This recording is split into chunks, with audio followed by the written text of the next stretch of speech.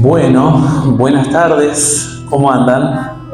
En esta tarde estuvimos charlando ahí con Nisi, cuando me pidió Sofi de tener el tema, si podíamos hacer dos temas concatenados, o sea, relacionados, tema 1 y tema 2. Vamos a estar hablando en este sábado hoy y el sábado que viene acerca de los profetas. Y en particular vamos a estar hablando de Elena de White.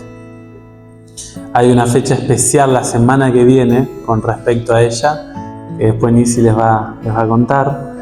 Pero vamos a estar estudiando un poquito qué es un profeta, qué significa el espíritu de la profecía, según la Biblia, y vamos a estar viendo algunas características por si se levantan profetas en la iglesia nuestra.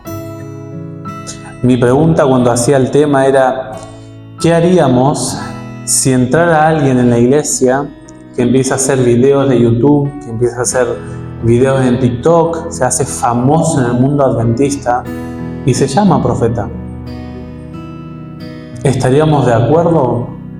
¿Tendríamos argumentos bíblicos para poder designar a esa persona como profeta? O quizá hay alguien acá que duda de Elena de White.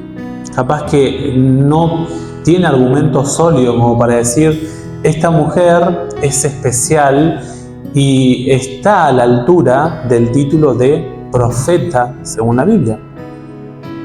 Ojalá que nosotros como iglesia estemos preparados si alguna vez viene o se levanta alguien que se llame o se autodesigne como profeta de Dios. Así que vamos a estar hablando un poquito del tema de creer a sus profetas. La Biblia, en el marco de la guerra que tuvo Josafat, ¿se acuerdan allí con los amonitas y moabitas? La Biblia dice que se juntaron estos dos pueblos juntos con otros más y le avisaron a Josafat que venían a atacar al pueblo de Israel.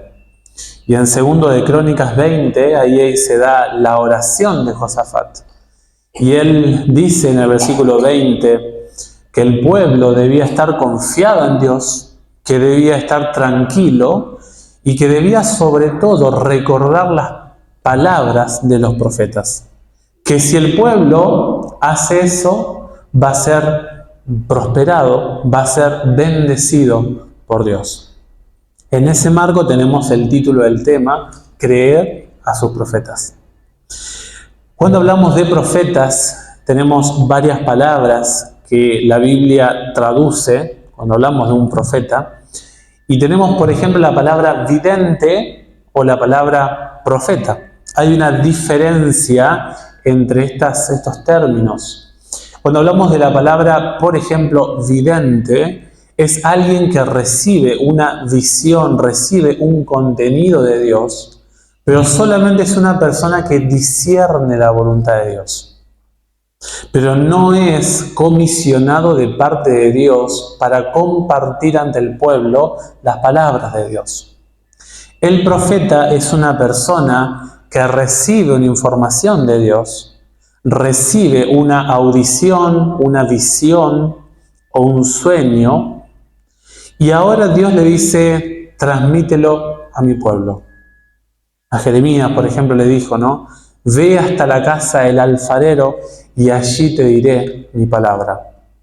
Por lo tanto, cuando miramos al profeta, hay también una actividad evidente de Dios, pero además de recibir la información, de conservarla en su mente a través de sus sentidos, el profeta lo que hace es justamente transmitirlo al pueblo.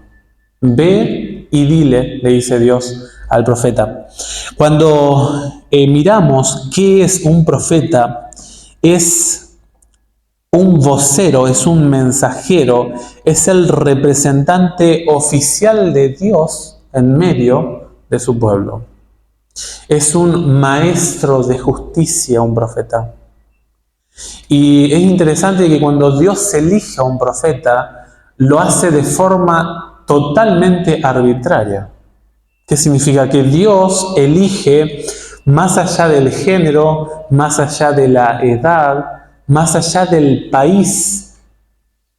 Y es interesante que la zona geográfica donde Dios levanta a sus profetas tiene que ver justamente con relación a su pueblo. Por eso Elena de White se levantó en los Estados Unidos de Norteamérica, porque la profecía se fue llevando hacia allá. La Biblia nos va guiando hacia ese poder político de hoy en día. Cuando hablamos del espíritu de profecía, no sé si han escuchado que se usa mucho esta palabra, ¿no? A veces tenemos algunos tecnicismos en nuestra iglesia y no sabemos qué es. Se usa, por ejemplo, la pluma inspirada, ¿no? Es una palabra extraña que hay gente que dice, ¿y qué es eso? ¿Verdad? ¿Qué significa el espíritu de la profecía? ¿Qué es la mensajera del Señor? Cuando citan algún libro de Elena de White dicen, la mensajera del Señor. La gente queda medio en duda. Es importante por ahí saber qué significa el espíritu de la profecía. Si me acompañan al libro de Apocalipsis,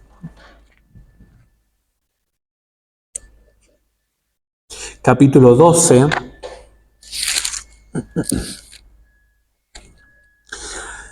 el profeta hace una descripción de toda la historia del pueblo de Dios desde el Antiguo Testamento hasta el fin de los tiempos.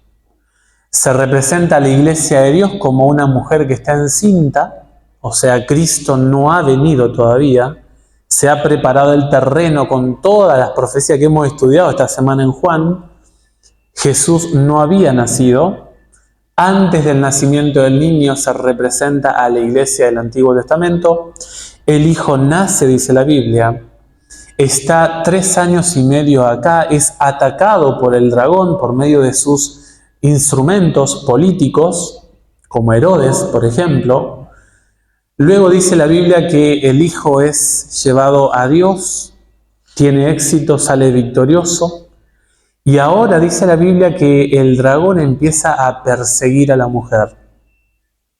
Tenemos el periodo de los 1260 años, 538 a 1798. Y luego dice que viene un poder en auxilio de la mujer, que se llama la tierra. La tierra. Que en Apocalipsis 13 va a ser la segunda bestia, la imagen de la bestia. Y la Biblia dice que estamos en esta etapa y tenemos y gozamos gracias a este poder que hizo la separación entre iglesia y Estado, estos 200 años de paz. Que se le ha quitado el poder al papado. Pero la Biblia dice que al final de los tiempos, nuevamente la persecución se levantará. Y dice la Biblia que el pueblo de Dios que va a sufrir la persecución en los tiempos finales, porque es un pueblo odiado por Satanás, como no pudo contra el Hijo, va a perseguir a todos aquellos que sigan a ese niño que fue arrebatado al cielo. Y en el versículo 17 nos dice, entonces, te he descrito la persecución del Hijo, te he descrito la persecución de los 1260 años. Estamos en una pausa ahora gracias a esta tierra que ayudó a la mujer, Estados Unidos. Pero luego dice que Estados Unidos se va a volver en contra del pueblo de Dios.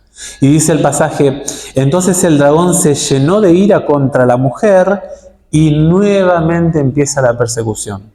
Y se fue a hacer la guerra contra el resto de la descendencia de ella. Y ahora da las 2 características que queremos destacar. Dice, contra los que guardan los mandamientos de Dios y tienen el testimonio de Jesucristo. Las 2 características de una persona que se va a conservar dentro del pueblo de Dios, según la Biblia, es guardar los mandamientos de Dios y tener el testimonio de Jesucristo. O sea, dentro del pueblo de Dios va a existir este término, testimonio de Jesucristo. Ahora, si nosotros miramos qué es el testimonio de Jesucristo, lo tenemos, el ángel se lo explica a Juan en Apocalipsis, capítulo 19. Este es un pasaje muy conocido. Apocalipsis 19:10. Juan queda pero tan impactado el ángel de lo que le dijo acerca de las bodas del Cordero, que dice la Biblia que Juan se postra para adorar al ángel. Y el ángel le va a decir, en el versículo 10, Juan dice, yo me postré a sus pies para adorarlo, pero él me dijo, mira, no lo hagas, yo soy consiervo tuyo y de tus hermanos, que mantienen el testimonio de Jesús. Muy interesante lo que le dice el ángel a Juan. Primeramente dice, toda la comunidad de los que hacen tu labor, Juan, son tus hermanos. El cielo mira a todos los profetas como una familia. El cielo aprecia mucho a sus profetas. Por más de que Isaías haya sido colocado, por ejemplo, en un tronco y haya sido aserrado por la mitad. Por más de que la cabeza de Juan el Bautista haya sido burlada ante esos hombres alcoholizados en esa fiesta. Por más de que, según la tradición muy temprana, muy fiel, que a Juan se lo colocó como en una olla con aceite hirviendo. Por más de que la humanidad desprecia a los profetas, que esto es una de las características, ¿no? Busquen en la Biblia, no hay un profeta amado por el pueblo. La Biblia dice, tus hermanos. O sea, el cielo, la familia de Dios, llama a todos los que han participado en la entrega de la información bíblica de la Escritura, una familia. Y como dice el salmista, ¿no? ¿Cuánto se entristece Dios por la muerte de sus hijos? Dios siente tristeza y dice acá, yo valoro a la familia de los profetas. Juan no está solo. Recuerden que Juan está en Patmos, una isla apartada, separada, solitaria. Dice la Biblia, el ángel le dice, yo trabajo con vos. Nosotros somos un equipo, Juan. O sea, el profeta, a la luz de este pasaje, tiene un vínculo familiar muy íntimo en el equipo de expandir el evangelio de la familia de Dios. Dice el pasaje, adora a Dios. Y un detalle que me pase, anteriormente dice, yo soy consiervo tuyo y de tus hermanos que mantienen el testimonio de Jesús. Esta palabra es muy interesante. Esta palabra es un hombre que defiende la escritura bíblica. Es una persona que retiene, que estima la escritura. Vamos a ver un pasaje donde dice Pedro que los grandes profetas de Dios amaron la escritura. Dieron su vida. El pasaje, la palabra ejo aquí es los que dieron a luz la escritura. El cielo le dice a Juan, Juan, vos participás de un equipo que está luchando en un conflicto, que tienen que ser hombres fieles, hombres firmes, hombres leales, hombres que mantienen, que se sostienen, que retienen, que conservan. El ángel está dando un aliento a Juan. Y luego dice, mira Juan, el testimonio de Jesús es el espíritu de la profecía. ¿Quiénes son estos hermanos? Vamos a Apocalipsis 22. Este pasaje nos cuenta un poquito más acerca de esta familia de los profetas. 22, dice el versículo 6, me dijo, estas palabras son fieles y verdaderas. El Señor, el Dios de los espíritus de los profetas, ha enviado su ángel para mostrar a sus siervos las cosas que deben suceder pronto. Fíjense que el pasaje dice, ¿no? Dios, 22:6, el Señor dice, Él es el Dios de los espíritus de los profetas. Acá se puede traducir tanto con la voluntad, la mente, Dios trabajaba en la mente de los profetas, así también como en la conducción del Espíritu Santo en estos hombres elegidos por Dios. Y dice, ha enviado su ángel para mostrar a sus siervos. Dios tiene un sistema de comunicación. Esto aparece en Apocalipsis 1, 1 y 2. Dios el Padre transmite a Cristo, Cristo lo transmite al Espíritu Santo, por eso dicen todos los mensajes de las iglesias. El que tenga oídos, que oiga lo que el Espíritu dice a las iglesias. El Espíritu Santo le transfiere el mensaje al ángel y el ángel le transfiere a Juan el mensaje. Y lamentablemente el mensaje caduca ahí. La iglesia toma el mensaje para sí y corremos el riesgo de no compartirlo con el mundo. Pero noten que dice la Biblia, Dios ha enviado a su ángel para mostrar a sus siervos las cosas que deben suceder pronto. Hermanos, cuando nosotros leemos la Biblia, tenemos que entender de que el mismo Dios se contactó con estos hombres. Por eso Satanás detesta la Biblia, porque la humanidad que se acerca a la palabra de Dios sabe de que los hombres de Dios que escribieron este libro tuvieron un encuentro con el Dios del cielo. Si nosotros estudiásemos más la vida de los profetas, veríamos cómo Dios capacitó, Dios habilitó, Dios dio energía física a estos hombres. Dice la Biblia que Jesús, por ejemplo, se acercó a Daniel y sintió tal desgaste Daniel que se desmayó.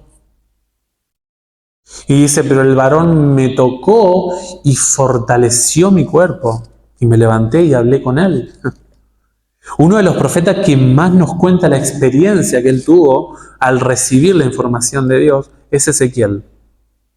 El profeta Ezequiel te dice lo que él sintió, lo que él hizo. Te describe cómo era la voz de Dios.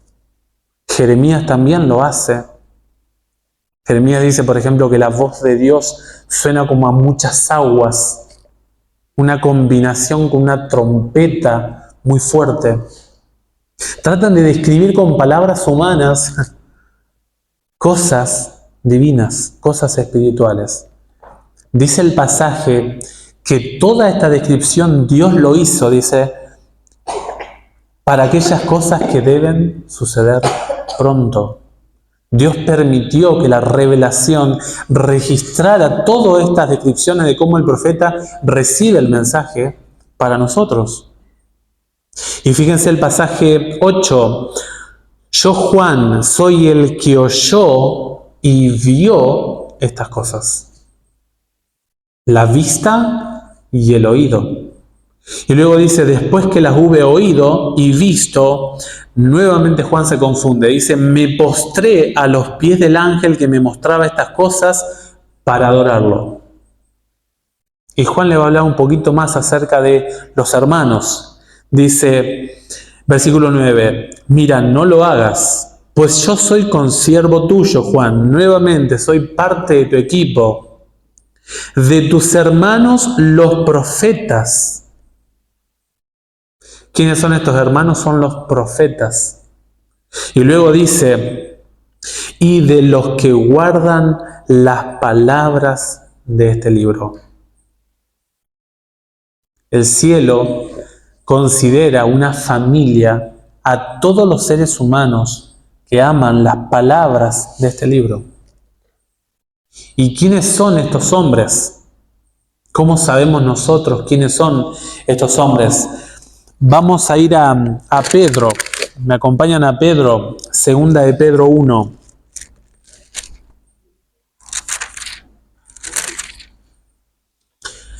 Los versículos 19 al 21. Fíjense lo que dice acá. Pedro nos describe un poquito en cómo es el proceso de cómo estos hombres escribieron la Escritura. Dice, segunda de Pedro 1, 19 al 21. Tenemos también la palabra profética más segura, a la cual hacéis bien en estar atentos como a una antorcha que alumbra en lugar oscuro, hasta que el día amanezca y el lucero de la mañana salga en vuestros corazones. Pero ante todo, entended que ninguna profecía de la Escritura es de interpretación privada, porque nunca la profecía fue traída por voluntad humana, sino que los santos hombres de Dios hablaron siendo inspirados por el Espíritu Santo. Pedro nos saca el velo y nos dice, primeramente en el versículo 19, tenés un escrito, tenés una información que viene de parte de los profetas y que es segura. Versículo 19. Y dice, haces muy bien en dejar que ella ilumine tu vida. ¿No? Y dice el versículo 20, los seres humanos no intervinieron en la información que está en este libro. No tiene una influencia la intervención, la mentalidad humana. Este libro fue entregado a la mente humana de parte de Dios. Dice el pasaje, ante todo entended que ninguna profecía de la Escritura es de interpretación privada. Y finalmente el versículo 21 dice, ¿no? ¿Cómo fue traída esta profecía? Dice, hombres que pertenecen a Dios. El original no dice santos hombres de Dios. El santo no está. Dice hombres de Dios. Son hombres que le pertenecen a Dios. Y mujeres, ¿no? Hombres, seres humanos que son de Dios. Ellos lo que hablaron, lo que escribieron, no lo escribieron porque ellos quisieron, sino que fueron, feres en el griego. La palabra guiados es la figura del viento cuando conduce una barca. Se emplea, por ejemplo, allá en Hechos 27 esta palabra, cuando el apóstol Pablo navegó y se dejaron llevar por el viento. Fueron conducidos, fueron guiados por el viento. Estos seres humanos tuvieron el privilegio de entregar su voluntad a Dios y dejarse guiar por Él. Ahora, ¿cómo es el proceso de un profeta? El apóstol Pedro también nos va a hablar de que no cualquiera es un profeta. Si bien Dios toma al profeta de forma arbitraria, pero hay ciertas, no sé si decir condiciones, pero sí hay ciertos requisitos que el cielo tiene en cuenta cuando elige a un profeta. Fíjense allí en Primera de Pedro, capítulo 1, los versículos 8 al 12. Acá nos va a hablar Pedro acerca de cómo mira Dios a los profetas. De paso dice la Biblia que debemos aspirar al don de la profecía. Dice aquí el versículo 8 al 12. Vosotros lo amáis sin haberlo visto. Habla de toda la gente que estaba sufriendo persecución en el Ponto, en Galacia, por Jesús. Dice, vosotros que lo amáis a Cristo sin haberlo visto, creyendo en Él, aunque ahora no lo veáis, os alegráis con gozo inefable y glorioso, obteniendo el fin de vuestra fe, que es la salvación de vuestras almas. Y ahora empieza a hablar acerca de los profetas en el versículo 10. Los profetas que profetizaron de la gracia destinada a vosotros, inquirieron y diligentemente indagaron acerca de esta salvación, escudriñando qué persona y qué tiempo indicaba el Espíritu de Cristo que estaba en ellos, el cual anunciaba de antemano los sufrimientos de Cristo y las glorias que vendrían tras ellos. A estos se les reveló que no para sí mismos, sino para nosotros, administraban las cosas que ahora no son anunciadas por los que os han predicado el Evangelio por el Espíritu Santo enviado del cielo, cosas en las cuales anhelan mirar los ángeles. Fíjense que hay algunos elementos que nos dice el apóstol Pedro. El versículo 10. Los profetas que profetizaron de la gracia. Un profeta, dice el apóstol Pedro, tiene que conocer el mensaje del Evangelio. Tenemos que investigar su contenido. Tenemos que comprobar. De paso, 1 Juan 4:1 dice, ¿no? Hijitos, probad los espíritus, porque han salido muchos falsos cristos por el mundo. La responsabilidad de nosotros es justamente corroborar qué tipo de contenido habla un profeta. El versículo sigue diciendo, la gracia destinada a vosotros inquirieron y diligentemente indagaron acerca de esta salvación. Dios no elige a ignorantes de su palabra. Dios elige a personas que al menos tienen una predisposición a aceptar la voluntad de Dios. Pero es muy interesante que el pasaje dice, estos hombres hablaron, indagaron acerca de esta salvación. Es un hombre que conoce la gracia de Dios, que conoce la salvación de Dios. Y luego dice en el versículo 11, escudriñando qué persona y qué tiempo indicaba el Espíritu de Cristo. Fíjense que dice, escudriñando qué persona. Los judíos en los tiempos de Cristo investigaban a las personas. ¿Se acuerdan, por ejemplo, que hablábamos hoy, ¿no? En la escuela sabática de Juan el Bautista? ¿Se acuerdan que le decían, ¿quién eres? ¿Eres el Cristo? ¿Eres el Mesías? ¿Eres Elías? Lo investigaban. De paso, la Biblia dice allí en Romanos 3 que Dios entregó al pueblo hebreo el privilegio de recibir la palabra. Hay una actitud de investigación del pueblo judío que tenemos que imitar nosotros. Y dice la palabra que inclusive a Jesús lo investigaron, hermanos. ¿Se acuerdan que le decían allá en Juan 8, nosotros no somos hijos de fornicación?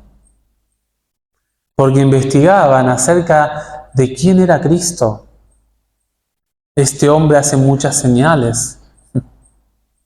Lo perseguían muy de cerca. Dice el pasaje, escudriñando qué persona. Nosotros como iglesia, si aparece un profeta, tenemos que investigar quién es esta persona. Por eso es muy importante el testimonio del profeta. Es más, Jesús dijo, ¿no? Por sus frutos los conocerás. O sea, no es un riesgo que se levante un profeta. Cuando estaba en la facultad, el profesor Daniel Plenk decía, van a tener a gente que se va a decir profeta en la iglesia. No tienen que asustarse. Tienen que investigarlos. Si no es de Dios, ese mensaje no va a progresar, no va a crecer. Pero a veces hay como una angustia cuando hay un profeta, cuando hay una aparición de alguien que tiene influencia en la iglesia. No es tanto una aparición lo que nos debe preocupar, sino la capacidad nuestra de poder discernir si esa persona es o no de Dios. Y fíjense que dice el pasaje, ¿y qué tiempo indicaba el Espíritu de Cristo que estaba en ellos?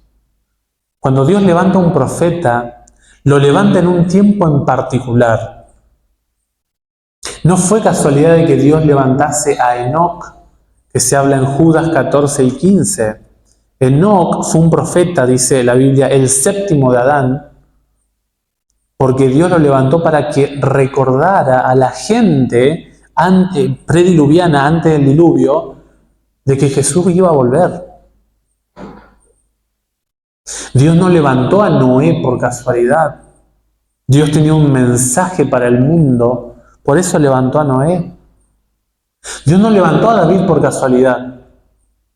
Dios levantó a David para orientar en la monarquía de Israel. Dios no levantó a los profetas como Daniel, Ezequiel, Jeremías, por casualidad. Fue un tiempo crítico para el pueblo de Israel. El cautiverio fue terrible para el pueblo judío. Ellos sintieron vergüenza de ser llevados desnudos por los babilonios. Los llevaron caminando, atados. Eran esclavos en Babilonia. Dios levantó a Daniel en la corte, tratando de conquistar toda la monarquía babilónica. Dios levantó a Ezequiel en el río Quebar para alentar a todos los exiliados allí. Y Dios levantó a Jeremías, porque había quedado una desolación en Jerusalén. Dios levantó a Jeremías con el propósito de alentar al pueblo. Y ni que hablar de Juan el Bautista. Juan el Bautista, según Cristo, no hubo otro profeta más grande que él. No hubo. Jesús lo calificó así. Yo soy simplemente una voz que decíamos, ¿no? No soy digno de desatar las sandalias. Miren a él. Juan fue levantado justamente para preparar el camino al Mesías. ¿Y qué diríamos de Elena de White? Bueno, eso vamos a hablar la semana que viene, ¿no? Pero Dios levantó a Elena de White, no por casualidad, sino porque en el calendario de Dios estaba pasando algo muy importante.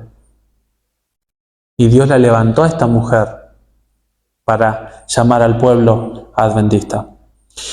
¿Cuáles son algunas características solamente de un profeta? Ya para ir cerrando. Primeramente tiene que ser un hombre que hable en armonía a la ley de Dios. Dice, por ejemplo, Isaías 8, 19 y 20. Y si os dijeren, preguntad a los encantadores y a los adivinos que susurran hablando, responded, ¿no consultará el pueblo a su Dios? ¿Consultará a los muertos por los vivos? A la ley y al testimonio. Si no dijeren conforme a esto, es porque no les ha amanecido. ¿Cómo saber si alguien que se llama o se autodesigna profeta sigue en oscuridad o está en la luz? Dice, tiene que responder a la armonía en toda la ley y en todo el mensaje de los demás profetas.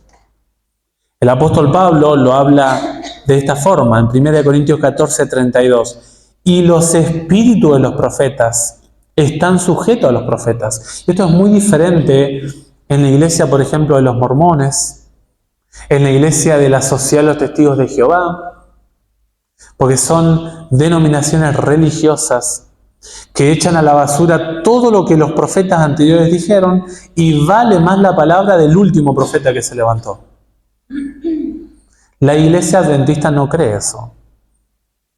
La iglesia adventista cree de que Dios guió el canon bíblico, que las escrituras tienen un orden y cada profeta tiene que levantarse hablando de forma ordenada ante todos los demás profetas. La responsabilidad nuestra como iglesia es conocer la Biblia. Si no conocemos la Biblia, no podremos evaluar esto. Segundo elemento, tiene que hablar de Cristo. Miren, si hay una escritora que ha hablado de Cristo, es Elena de White. Cristo está en todas las páginas de Elena de White, en todas. Busquen un capítulo de los libros de Elena de White en la que ella no hable de Cristo. No lo van a encontrar. Es sumamente cristocéntrica. Una de sus nietas cuenta en uno de sus libros que en uno de los sermones de Elena de White se le escapó, ella estaba predicando y se le escapó, oh Jesús, cuánto te amo. Era una mujer que amaba a Jesús. Un profeta te tiene que llevar a Cristo. ¿Por qué? Este autor, no sé si han leído este libro, de paso se los recomiendo. ¿Lo conocen? ¿Lo han visto? Capaz que no. Está en PDF, lo tengo en PDF, lo pueden descargar. Este autor habla acerca de por qué Cristo es importante en el profeta. ¿Por qué es una de las características centrales? ¿Saben por qué? Él dice: Pablo contempló la magnífica revelación de Cristo como un vaciamiento de sus prerrogativas divinas cuando ingresó en la familia humana. No lo hizo repentinamente como un príncipe valiente que esgrime la espada de la justicia, sino lentamente en el seno de una mujer, no para ser honrado como un huésped especial, sino para ser mal comprendido y difamado, debido a su integridad inequívoca y a su entrega absoluta a su misión. ¿Cómo puede explicarse que la única esperanza de la Tierra llegó a ser el blanco del abuso vergonzoso de este planeta? Vino a los suyos, pero los suyos no le recibieron. Los cristianos no solo están pasmados por esta monstruosa ingratitud, sino que se sienten extrañamente embargados de tristeza y decididos a que Él encontrará una sincera acogida en sus vidas. Los cristianos están asombrados ante la condescendencia del Dios hombre, y este asombro se convierte en parte de una razón diaria para honrarlo en todo lo que hagan. ¿Por qué una de las claves de un profeta es Cristo Jesús? Porque Cristo es el centro del cristianismo. Hoy en día vemos a profetas hablar acerca de la prosperidad, de que te va a ir muy bien, va. No. El centro de un profeta, el mensaje, es Cristo. Y una tercera característica, solamente para nombrarla, de los profetas es: el profeta es un hombre que no teme llamar al pecado por su nombre. Un profeta de Dios sí o sí va a hablar acerca de nuestro pecado. Yo creo que por eso detestan muchos. Inclusive hay mentes adventistas, hermanos adventistas, que no aprecian a Elena de White porque ella habla claramente del pecado. Y esto no solamente se ve en ella, sino que se ve en Elías. Hermanos, Elías a un rey le dijo: tú eres el que perturba la casa de Israel, no cumpliendo los mandamientos de Dios. Natán, ¿se acuerdan de Natán cuando David cometió el pecado contra Uría el Eteo? Podría haber corrido la cabeza de Natán solamente con una orden del rey. Pero lo dijo tan bien el profeta, lo presentó tan bien. Interesante que una de las grandes distinciones entre las naciones paganas, Asiria, tenían profetas. Totalmente. Pero esos profetas halagaban al rey con los peligros y con los gustos del rey. Mientras que el profeta en Israel corría el riesgo de vida porque regularmente llevaba un mensaje de Dios. No fue elegido para darle gusto a aquellos que vivían como querían, sino para reprender en cuanto a los principios que Dios había puesto. Totalmente. Por eso es la gran diferencia entre los profetas paganos, digamos, y el profeta elegido por Dios para mantener la salud espiritual de la nación. ¿Se imaginan, por ejemplo, a Juan el Bautista? Él despreció su vida a tal punto de que no le interesó agradar al rey. Le dijo: tú, rey, estás pecando. No te es lícito tener la mujer de tu hermano. Estás cometiendo incesto, adulterio. Y su cabeza rodó. Yo creo sinceramente de que esa es una de las características de los profetas más principales. Llamar al pecado, pecado. ¿Para qué Dios dejó los profetas? Ya para cerrar. Para que seas feliz. Para que ellos guíen tu vida y veas cómo seres humanos imperfectos pueden ser transformados por el Espíritu Santo. La Biblia dice: cuando falta la profecía, el pueblo se desenfrena. Sin los profetas andamos ciegos. Sin los profetas hay desorden en la iglesia. Pero dice el que guarda la ley, a la ley y al testimonio. Si no hablaren conforme a esto es porque no les ha amanecido. Dice Proverbios 29:18, pero el que guarda la ley es feliz. Es interesante que en un proverbio se hable de profeta, ¿no? Es un dicho, un consejo para tu vida y para la mía. Ojalá que nosotros como iglesia podamos disfrutar de la lectura de los profetas de la Biblia, de Elena de White, y que lo apliquemos en nuestra vida personal. Que Dios les bendiga ricamente.